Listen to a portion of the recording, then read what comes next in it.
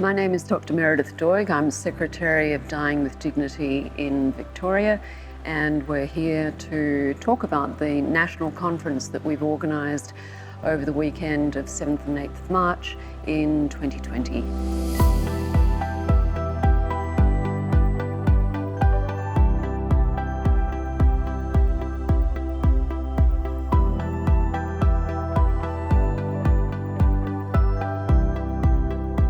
And this is the first time that this has happened for over 10 years. And of course, in that 10 years, we've had the successful Victorian legislation that's gone through, and then Western Australia has also got their legislation. With those two pieces of legislation now on the books, and of course with Victoria, we've now got about 6 months of experience in implementing the legislation. We thought that it would be a really good idea to see whether we could share the experience that Victoria and Western Australia have and see what sort of assistance and solidarity we can provide to states and territories that don't have the VAD legislation for themselves. Over the weekend, we've heard from campaign managers, we've heard from Go Gentle, we've heard from the states and territories themselves about where they're up to, how well provisioned or resourced they are, or the opposite. Two issues that have really stood out for me is that we need to make the politicians and general public understand that the AMA, the Australian Medical Association, does not necessarily represent the views of all doctors. That in fact there may be many doctors who are privately supportive of voluntary assisted dying, but it's not yet gained sufficient momentum within the medical profession for them to feel comfortable in coming out and supporting it. But the polling actually suggests that it's about 50-50. So we need to counter the idea that the leadership of the AMA represents all doctors when they come out against voluntary assisted dying.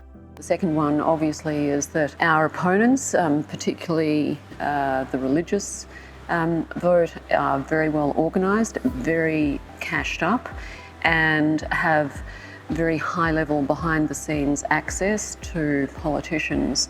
And we need to build the credibility that we have with politicians to counter that sort of high level behind the scenes.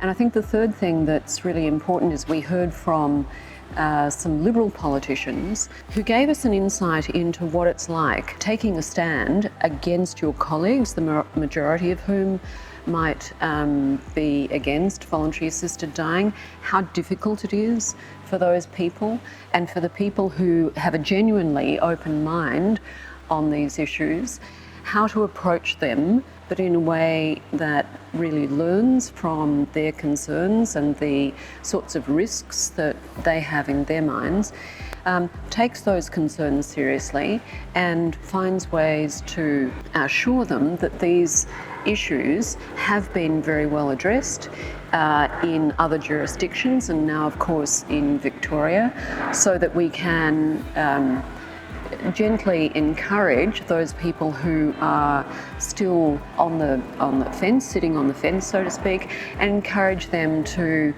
be part of this general trend towards accepting the fact that even with the best palliative care available, there will be some people for whom palliative care does not relieve their existential suffering, let alone their physical suffering at the end of their lives.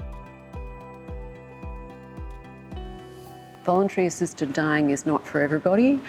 Palliative care will assist the vast majority of people at the end of their lives, but there are some people for whom palliative care will not relieve their suffering, and it is just unfair and probably unethical to prevent those people having the right to have a good death, a death which is not full of continued and unrelieved suffering towards the end of their lives. From here, we'll work together to assist the other states and territories that don't yet have VAD.